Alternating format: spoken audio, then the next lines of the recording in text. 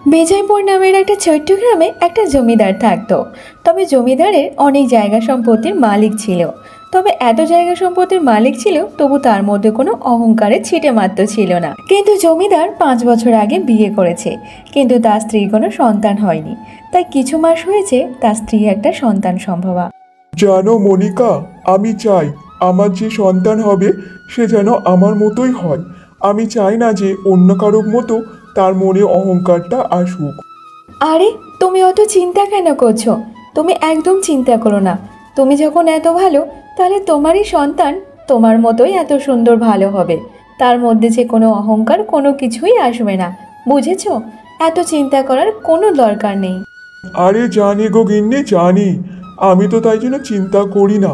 যখন তুমি এত ভালো মনের মানুষ, তাহলে আমাদের সন্তানও খুব ভালোই হবে। আর শোনো গিন্নি, একদম হাঁটাচলা করবে না, বুঝেছো? যা কিছু দরকার লাগবে দাসীরা আছে, ওদেরকে বলবে। আচ্ছা ঠিক আছে বাবা, ঠিক আছে। তোমার অত চিন্তা করতে হবে না তো। যদি আমার কিছু দরকার লাগে আমি চেয়ে নেব, বুঝেছো?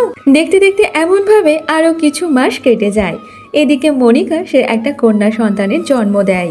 জমিদারের কন্যা সন্তান হয়েছে বলে সেই খুশিতে জমিদার গ্রামের সবাইকে ডেকে নিয়ে খাওয়া দাওয়ার আমন্ত্রণ জানায়। আর তখনই কন্যা সন্তানের নামকরণ করার জন্য পণ্ডিত মশাইকেও ডেকে পাঠায়। জমিদার মশাই, আজ থেকে আপনার মেয়ের নাম রাখছি মায়া। তবে একটা কথা মাথায় রাখবেন, আপনার মেয়ের গ্রহ নক্ষত্র দেখে বোঝা যাচ্ছে যে আপনার মেয়ে পরবর্তীকালে খুবই অহংকারী হবে। তবে এই ব্যাপারে আপনি একটু ধ্যান রাখবেন। কিন্তু পণ্ডিত মশাই, যতটা আমি দেখেছি আর শুনেছি, সন্তানের স্বভাব তো তার বাবা মায়ের উপরে নির্ভর করা হয়। কিন্তু বাচ্চা যখন ছোট থেকে যেটা দেখে সেটাই তো শেখে। না আমার মধ্যে কোনো অহংকার আছে, না আমার স্ত্রীর মধ্যে কোনো অহংকার আছে, তাহলে আমাদের সন্তান কিভাবে অহংকারী হতে পারে? তবে জমিদার মশাই, এটা না যে সবসময় সব বাচ্চাদের তার বাবা মায়ের উপর স্বভাবের উপর নির্ভর হয়। কখনো কখনো পরিস্থিতিও বদলায়। তবে আপনি আপনার কন্যাকে একটু সাবধানেই রাখবেন। এইসব বলে পণ্ডিত মশাই ওখান থেকে চলে যায়। তবে জমিদার মশাই তার মেয়ের ব্যাপারে এইসব কথা শোনার পর সে অনেক চিন্তায় পড়ে যায়। আর তখন মনিকা বলতে থাকে, আচ্ছা শোনো তো, তোমাকে সেই কখন থেকে দেখছি, তুমি এত কি ভাবছো বলো তো? এত কোন চিন্তায় ডুবে আছো? একটু বলো তো দেখি, এত কি চিন্তা করছো? আরে গিন্নি, তেমন কিছু ভাবছি না। তবে পণ্ডিত মশাই যেসব কথাগুলো বলেছে সেই সব কথাগুলোর মাথায় শুধু ঘুরপাক খাচ্ছে। আরে তুমি এত চিন্তা করো না তো। তুমি দেখবে আমাদের সন্তান ঠিক আমাদেরই মতো হবে। আর আমরা ওকে অনেক ভালো শিক্ষা দেব। আর যদি ভালো শিক্ষা পায় তাহলে কি করে অহংকারী হবে বলো তো? তুমি এইসব নিয়ে একদম চিন্তা করো না তো। মনিকা তার স্বামীকে বোঝাতে থাকে। তারপর মনে সে অনেক হালকা অনুভব করে। দেখতে দেখতে এমনভাবে বছর কাটতে থাকে। আর জমিদার তার মেয়ের ব্যাপারে অনেক চিন্তিত হয়ে থাকে। আর এমনভাবে আরও বেশ কিছু বছর কেটে যায়। ততক্ষণে জমিদারের মেয়ে মায়া অনেক বড় হয়ে যায়। তবে জমিদারের মেয়ে মায়ার ব্যবহারে বোঝা যাচ্ছিল সে অনেক অহংকারী হয়েছিল। একটা কাজের মেয়ে রূপা সে মায়ের ঘর পরিষ্কার করার জন্য মায়ের ঘরে যায়। আর সেখানে দেখে একটা তেলের শিশি। সেটা দেখে সে বলতে থাকে, আরে এখানে তো একটা তেলের শিশির। আমার মনে হচ্ছে ওই তেলের শিশিরটা, যেটা হচ্ছে মায়া দিদি মাখে। তবে মায়া দিদির চুলে থেকে যে সুগন্ধ বেরোয় আমার যে খুব ভালো লাগে। একটা কাজ করি, যদি শিশিরের গায়েতে নাম লেখা থাকে তাহলে আমি একটু দেখে নিই। আমিও আমার জন্য একটা এরকম তেল কিনে নিয়ে আসবো। সে নাম দেখার জন্য শিশিরটা নেয়। আর তখন সেখানে মায়া চলে আসে। তোর এত বড় সাহস, তুই আমার তেলের শিশিরে হাত দিয়েছিস? আমি কদিন ধরে দেখছি যে আমার তেলের শিশিরের ওপর তোর একটা নজর পড়েছে। তাহলে কি এটা তুই চুরি করে নিয়ে যাওয়ার ধান্দা করেছিলিস নাকি? কেন হাত দিয়েছিস বল আমার তেলের শিশিরে? না না দিদি, তুমি ভুল ভাবছো। আমি তো শুধু এই শিশিরের গায়ে নামটা লেখা আছে তাই জন্য সেটাই তো দেখতে গিয়েছিলাম। আমি চুরি করার জন্য নিইনি। আর আমি একটা কিনবো তাই জন্য তো নামটা দেখছিলাম। এই সুগন্ধ যে আমার খুব ভালো লাগে। কে বললি তুই এই তেল কিনে মাখবি? আমার তো মনে হয় না যে তোর সেই ক্ষমতা আছে। তোর এই কাজকর্ম করে যা টাকা রোজগার করিস তাতে তেনে তোর এই তেল কিনতে কখনোই পারবি না। তোর কি মনে হয় আমি যেই তেল মাখি সেই তেল কেনার ক্ষমতা তোর কখনোই নেই, বুঝেছিস? তাই আমার সামনে বেশি বাড়াবাড়ি করবি না। এই কারণে তুই আমার তেলটা চুরি করতে এসেছিস, তাই না? না না দিদি, আমি সত্যি চুরি করতে আসিনি, আমি শুধু নামটা পড়তে এসেছিলাম। দিদি আমার ভুল হয়ে গেছে, আমি নাম দেখতে চাই না দিদি, আমি সত্যি চুরি করতে আসিনি। দাঁড়া, এক্ষুনি আমি বাবাকে বলে তোকে কাজ থেকে ছাড়িয়ে দেব। তোর মতো মেয়েকে এই বাড়িতে কাজে রাখবো না। আজকে তুই আমার তেল চুরি করতে এসেছিলিস, কালকে তো সোনার গয়নাও চুরি করতে পারিস, তাই তোর মতো মেয়েকে এই কাজে রাখবো না। রূপা মায়াকে অনেকবার বোঝানোর চেষ্টা করলেও মায়া তার কথায় কান দেয় না। অবশেষে সে রূপাকে নিয়ে তার বাবা মায়ের কাছে যায়। মা, বাবা, এই মেয়েটা আজ আমার তেলের বোতল চুরি করে নিচ্ছিল, আমি ওকে হাতে নাতে ধরেছি, একে তুমি কাজে থেকে বের করে দাও বাবা। না না, আমি কোনো কিছু চুরি করিনি, আমি শুধু ওই তেলের শিশিরের নামটাই দেখছিলাম। তাহলে আপনারা বলুন, আমার মা তো এত বছর ধরে এই বাড়িতে কাজ করছে, আমি গত 3 বছর ধরে এই বাড়িতে কাজ করছি, এতদিনে তো আমরা কোনো কিছু চুরি করিনি, তাহলে আজকের হঠাৎ করে কেন করব বলুন তো? দেখ, তুই এত বছর ধরে চুরি করেছিস কিংবা করিসনি সেটা আমরা জানবো কী করে? হয়তো আমার বাবা মাকে তোরা বোকা বানিয়েছিস, তাই জন্য আমার বাবা মা ধরতে পারিনি, কিন্তু আমাকে বোকা বানানো অত সহজ নয়, আমি সব দিকে নজর রাখি, বুঝেছিস? থাক থাক মায়া, অনেক হয়েছে, এসব তুই কী বলছিস বলতো? ওরা এত বছর ধরে আমাদের বাড়িতে কাজ করেছে, কখনো এমনভাবে চুরি চামারি কিছুই করেনি, আর আজকে তুই রূপাকে এমনভাবে চোর বদনাম দিচ্ছিস, এটা রূপাকে বলে তোর একদম শোভা পায়নি, বুঝেছিস? রূপা, তুই যা গিয়ে কাজ কর। কিন্তু মা। মায়া, আমি তোমার কোনো কথা শুনতে চাই না, দিনকে দিন যত বড় হচ্ছ তত তোমার মধ্যে অহংকারটা বেশি হয়ে যাচ্ছে। যদি এমনভাবে সবার সাথে কথা বলতে থাকো তাহলে কোনো ভালো ছেলের বাড়ি থেকে তোমাকে বিয়ে করবে না, বুঝেছো? দেখো মা, আমি সুন্দরী আর আমার বাবার কাছে অনেক টাকা সম্পত্তি সব কিছু আছে, তাহলে যে কোনো ছেলে আমাকে কেন বিয়ে করবে না বলো তো? একবার গিয়ে বলো না আমার জন্য ছেলে খোঁজা হচ্ছে, দেখো বাড়ির সামনে না প্রচুর ছেলে লাইন পড়ে যাবে। দেখো মায়া মা, তোমার যদি ব্যবহার ভালো থাকে তাহলে তুমি গরিব ঘরে গিয়েও সুখ পাবে। যদি তোমার ব্যবহার ভালো না থাকে, যতই বড়লোক বাড়ির ছেলে তোমাকে বিয়ে করুক না কেন, সে কখনোই সুখে থাকতে পারবে না, বুঝেছো? তুমি একটু ব্যবহারটাকে ভালো করো আর অহংকারটাকে মন থেকে দূর করে দাও মা। দিনকে দিন মায়ের অহংকার বেড়েই যাচ্ছিল। বাড়ির সবাই মায়াকে বোঝাতে থাকে যাতে সে অহংকারটা একটু কম করে, কিন্তু না, তার সুন্দরতা তার বাবার টাকা পয়সায় তাকে আরও অহংকার করে তোলে। একদিন ছেলের বাড়ি থেকে মায়াকে দেখতে আসে। মায়া মা, যা মা রান্নাঘর থেকে সবার জন্য চা বানিয়ে নিয়ে আয়। কেন মা, আমি কেন রান্নাঘরেতে চা বানাতে যাব? চা বানানোর জন্য তো বাড়িতে কাজের লোক আছে, তাহলে কাজের লোকের কাজ আমি কেন করব? কখনো আমি কারোর জন্য চা বানাইনি, তাই আমি এদের জন্য চা বানাতে পারবো না। কিন্তু জমিদার মশাই, আমি তো ভেবেছি আপনার মেয়ের স্বভাব ঠিক আপনাদের মতোই হবে, কিন্তু এ তো ঠিক উল্টোটা হয়েছে। আপনার মেয়ে যে খুব অহংকারী, এমন মেয়ের সাথে আমার ছেলের বিয়ে কিভাবে দিই বলুন তো? আরে, আপনি কি করে ভাবলেন যে আমি আপনার ছেলেকে বিয়ে করব? একবার আপনার ছেলেকে দেখুন, কেমন যেন হ্যাবলা হ্যাবলা দেখতে, আর আমাকে দেখুন তো, এত সুন্দর একটা মেয়ে ওই ছেলের সাথে কখনো মানাবে না, আমি কখনো বিয়ে করব না আপনার ছেলের সাথে। বাস বাস, অনেক হয়েছে, আর তোমার মুখ থেকে একটাও কথা শুনতে চাই না। আমি তো ভেবেছি তুমি অহংকারী, কিন্তু না, তুমি অহংকারের সাথে সাথে ভীষণ অসভ্য। ছি ছি, এরকম মেয়ের সাথে আমার ছেলের বিয়ে দেবো না, আমরা এখান থেকে চলে যাচ্ছি। আর জমিদার মশাই, আজকে আপনার সাথে আমার এখানেই বন্ধুত্ব শেষ।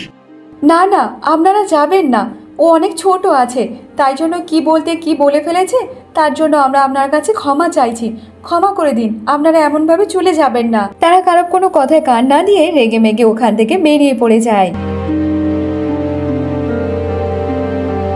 মায়া, তুমি সবসময় সবার সামনে আমার মাথাটা ছোট করে দিয়েছো, তবে আজকে যে ঘটনাটা ঘটিয়েছো এটা একদম ভালো করনি। তোমার অনেক অহংকার না যে আমার টাকা পয়সা সব কিছু আছে বলে? আজ থেকে আমি আমার টাকা পয়সা সব কিছু জায়গা জমি থেকে তোমাকে বঞ্চিত করছি, তুমি কখনো আমার জায়গা জমি কিছুই পাবে না। বাবা, এসব তুমি কি বলছো বলো তো? ওই লোকগুলোর জন্য তুমি আমার সাথে এত বড় একটা অন্যায় করছো। দেখো মায়া, আমি আর তোমার মা মিলে তোমাকে অনেক বোঝানোর চেষ্টা করেছি, কিন্তু তুমি কোনো কথার বোঝার চেষ্টা করোনি। এটা তোমার জন্য ভালোই হবে। আমি এখন বাইরে যাচ্ছি, আর রাস্তা দিয়ে যেতে যেতে যে ছেলে প্রথম আমার চোখে পড়বে আর সে যদি বিয়ের যোগ্যতা হয় আর কুমার থাকে, তাহলে আমি ওই ছেলের সাথে তোমাকে বিয়ে দেবো। সে যদি ভিখারিও হয় তবু তার সাথে তোমার বিয়ে দেব। এইসব বলে জমিদার রেগে মেগে সে বাড়ির বাইরে বেরিয়ে পড়ে।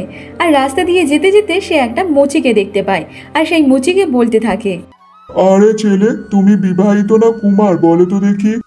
না না, আমি এখনো বিবাহিত না, আমি এখনো কুমার আছি। কিন্তু এমন একটা প্রশ্ন কেন করলেন আপনি? আমি হচ্ছে জমিদার, আর আমি চাই আমার মেয়ের সাথে তোমাকে বিয়ে দিতে। তুমি কি আমার মেয়েকে বিয়ে করতে চাও? জমিদার মশাইয়ের মুখ থেকে এমন কথা শোনার পর সূর্য একটু অবাক হয়ে যায়। কিন্তু জমিদার মশাই, আমি তো মুচির কাজ করি, তাহলে আমার সাথে আপনার মেয়েকে কেন বিয়ে দেবেন? এটা হয়তো স্বয়ং ঈশ্বরই চান।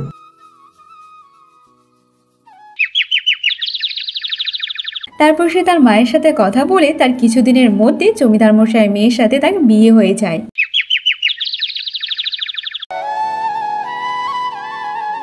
ছি ছি, এমন ঘরে আমার বাবা আমাকে কেন বিয়ে দিয়েছে তা কে জানে। এরকম তো আমাদের রান্নাঘর, এর থেকেও ভালো আমাদের রান্নাঘর। আর এরকম ঘরে কে থাকে বলো তো? আমি কখনো থাকতে পারবো না এই ঘরে। দেখো মা, আমার ছেলে মুচির কাজ করে তেমন রোজগার পায় না, তাহলে ঘর দূর কি করে সারাবো বলো তো? আজ থেকে এটা তোমার ঘর মা, তুমি এই ঘরটাকে একটু যত্ন সহকারে গুছিয়ে রেখো। না না, এই ঘরে আমি থাকতে পারবো না। আমার বাবা এখন আমার ওপর একটু রেগে আছে, তাই জন্য হয়তো এই বিয়েটা আমাকে দিয়েছে। না না, আমি থাকবো না। আমার বাবা যখন আমার রাগটা কমে যাবে তখন আবার আমাকে এখান থেকে নিয়ে যাবে। তবে এখানে আমি বেশি দিনের জন্য আসিনি, আমি আবার আমার বাড়িতে চলে যাব। আর এখানে থাকার মতো আমার কোনো ইচ্ছাও নেই। মায়ার এত অহংকার দেখে সূর্য এবং তার মা অনেক অবাক হয়ে যায়, কিন্তু তারা কোনো কিছু কথা বলে না।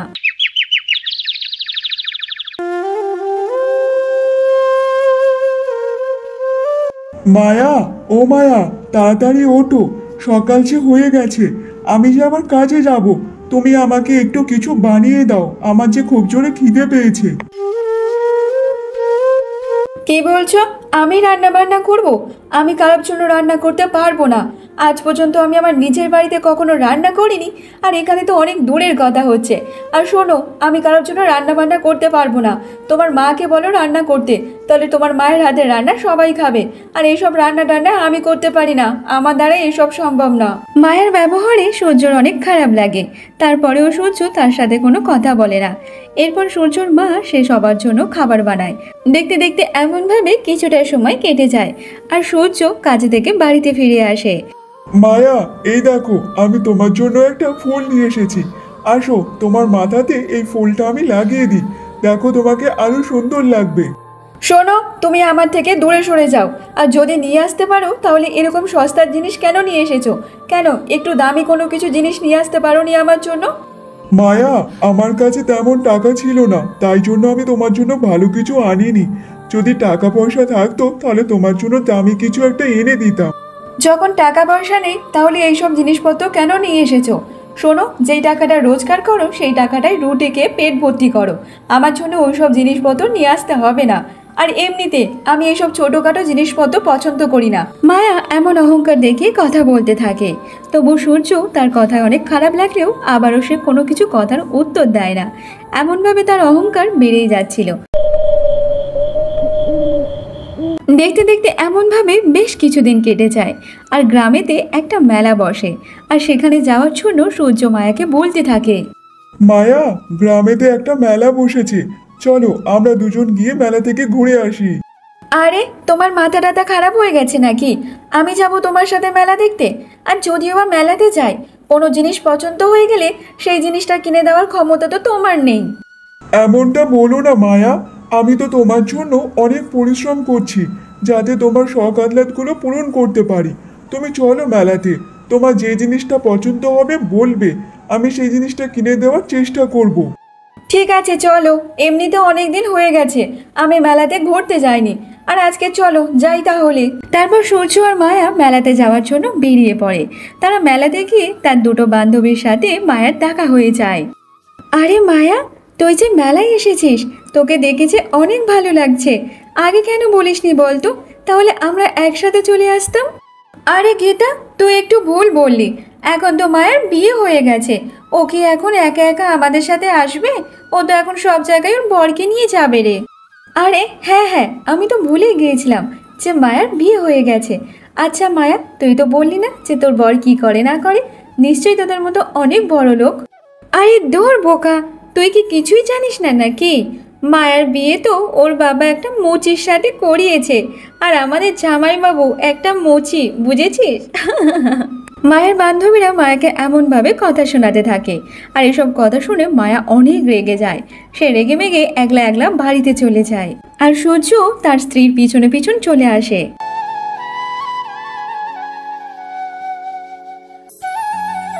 আরে মায়া, তুমি এমন ভাবে একলা একলা চলে আসলে কেন মেলা থেকে? তা চলে আসবো না তো কি করবো বলো তো? তাহলে দাঁড়িয়ে দাঁড়িয়ে কি ওদের কথা শুনবো নাকি? এমনভাবে ওরা আমাকে অপমানের ওপর অপমান করে যাচ্ছিল। আমার এইসব শুনতে একদম ভালো লাগে না। তোমার সাথে আমার বিয়ে হয়ে আমার জীবনটাই পুরো নষ্ট হয়ে গেছে, আর আমি এখানে থাকবো না। তোমার জন্য সবাই আমাকে অপমান করতেই থাকে। আজকের আমি চলে যাব আমার বাবার কাছে, আর কখনো এখানে আসবো না। এইসব কথা বলে মায়া তার বাপের বাড়িতে যাওয়ার জন্য রওনা দিয়ে দেয়।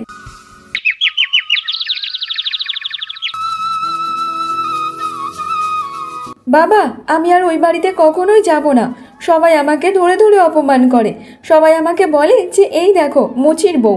আমার এইসব কথা শুনতে একদম ভালো লাগে না। আমি আর ওখানে কখনোই যাব না বাবা। দেখ মায়া মা, এখানে তুই থাকতে পারিস, তবে 1-2 দিনের জন্য থাকতে পারিস। সারা জীবনের জন্য তোকে এখানে আমরা রাখবো না। আর তোর বাড়ি এখন তোর শ্বশুর বাড়ি, ওটাই হচ্ছে তোর আসল বাড়ি। আর 2 দিন পর যদি এখানে থাকিস, 2 দিন পর তোকে এমনিতেই যেতে হবে, বুঝেছিস? আর এখানে সারা জীবনের জন্য তোকে আমরা রাখতে পারবো না। হ্যাঁ মা, এখন ওটাই তোর আসল বাড়ি। মায়ের বাবা মা এটাই ভেবেছিল, যাতে তার মেয়ের মন থেকে অহংকারটা চলে যায়, তাই সেই কারণে এমন ব্যবহার করতে থাকে। দেখতে দেখতে এমন ভাবে 2 দিন কেটে যায়, আর 2 দিন মায়া তার বাড়িতেই ছিল। তখন তার বাবা বলতে থাকে, একবারও আমাকে দেখে তোমাদের কি দয়া মায়া হয় না নাকি? ওই মৃত্যুপুরীতে আমাকে না পাঠাতেই পারো। দেখ মায়া, ওটা কোনো মৃত্যুপুরী না, ওটা হচ্ছে তোর শ্বশুর বাড়ি, আসল তোর ঘর। ওখানে এবার তুই চলে যা। এখানে 2 দিন এসেছিস, আমরা 2 দিন তোকে আদর যত্ন করেছি। এবার যে তোকে তোর বাড়িতে ফিরে যেতে হবে। কিছুক্ষণ পর সূর্য তার শ্বশুর বাড়িতে গিয়ে তার বউকে নিয়ে তার বাড়িতে চলে আসে।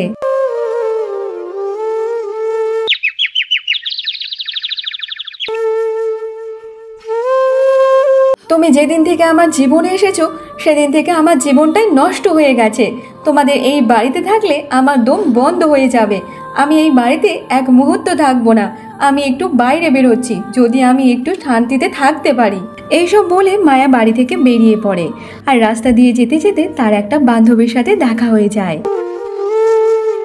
আরে, এই সুজাতার সাথে আবার রাস্তায় কেন দেখা হতে হলো? দূর, আর ভালোই লাগে না। এবার আমার মুচির বরকে নিয়ে আমাকে কথা শোনাতে ছাড়বে না, আর ভালোই লাগে না। আরে মায়া, তুই এখানে এসেছিস? তা বল, তোর শ্বশুরবাড়ির সবাই কেমন আছে, আর তুই কেমন আছিস? হ্যাঁ, সবাই ভালো আছে। তুই বল, তুই কেমন আছিস? সত্যি কথা বলবো, আমি একদম ভালো নেই রে। আমার শ্বশুরবাড়িতে আমার একদম পছন্দ হয় না। আমি ওটা নিয়ে অনেক সমস্যার মধ্যে আছি। জানিস তো, আমার বাবা মা তো একদম মানতে চায় না। সব সময় আমার শ্বশুরবাড়িতে আমাকে পাঠিয়ে দেয়, কিন্তু আমার একদম মন বসে না। আরে সুজাতা, কেন? তোর শ্বশুরবাড়িতে সবাই তো অনেক ধনী, তাহলে তুই ওখানে কেন থাকবি না বল তো দেখি? দেখ মায়া, ধনী হলে যে সব কিছু হয় তা না। টাকা পয়সা থাকলে সব কিছু হয় না রে। আর সত্যি কথা বলতে কি, আমার স্বামী সবসময় রাতে মদ গাঁজা সব কিছু খেয়ে এসে আমাকে খুব মারধর করে, আর এই সবগুলো আমি নিতে পারছি না।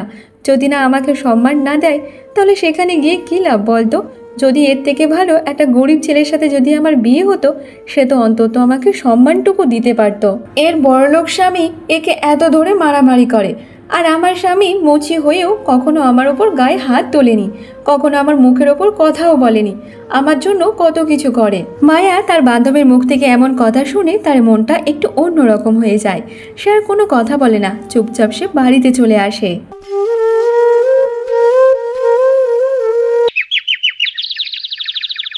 তারপর থেকে মায়া সে বাড়ির সব কাজ করতে থাকে। তার শাশুড়ি মাকে কোনো কাজ করতে দেয় না। সে একটু অন্যরকম হয়ে যায়। ঠিক 6 মাস কেটে যায়, আর 6 মাস ধরে তার বাপের বাড়িতে কখনো যায়নি। তাই তার বাবা মা চিন্তিত হয়ে তার মেয়েকে দেখতে আসে।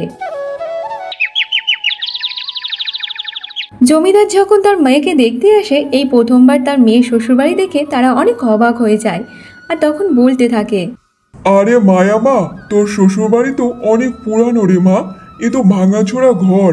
আর আমি অনেক রেগে মেগে তোর এমন একটা ছেলের সাথে বিয়ে দিয়েছি। এখন যে আমার নিজের ওপর খুব দোষী মনে হচ্ছে। চল মা, তুই আমার কাছেই থাকবি, আর আমার সম্পত্তি সব তোকে দিয়ে দেবো। তুই আমার বাড়িতে থাকবি। চল মা, এখানে তোকে আর থাকতে হবে না। না না বাবা, আমি যাব না তোমার বাড়িতে। আমি আমার স্বামীর বাড়িতে ভালোই আছি, আর এটাই তো আমার আসল বাড়ি বাবা। আমি ওখানে যাব না। জানো তো বাবা, আমার শাশুড়ি মা আমাকে খুব ভালোবাসে, ঠিক তোমাদের মতো। আর আমার স্বামী আমার খুশি রাখার জন্য সে অনেক পরিশ্রম করে, আর তার পরিশ্রমের টাকা থেকে আমি কিছু কিছু টাকা গুছিয়ে রাখছি, যাতে আমার এই বাড়িটা একটু ভালোভাবে মেরামত করতে পারি। মায়ের বাবা মা মায়ের এমন কথা শুনে তারা অনেক অবাক হয়ে যায় এবং তারা বুঝতে পারে যে তার মেয়ের মন থেকে সেই অহংকারটা চলে যায়। আর বাইরের দরজায় দাঁড়িয়ে দাঁড়িয়ে মায়ের স্বামী সব কিছু শুনতে থাকে। শুনেও সে অনেক অবাক হয়ে যায়। এমনভাবে বেশ কিছুদিন কেটে যায়। তবে জমিদার মশাই তার মেয়েকে সব সম্পত্তি লিখে দিয়েছিল। এত সম্পত্তির মালিক হয়ে যাওয়ার পরও তার মধ্যে কোনো অহংকারের বীজও জন্মায়নি। তারপর থেকে তারা তার পরিবারকে নিয়ে সুখে শান্তিতে ঘর সংসার করতে থাকে।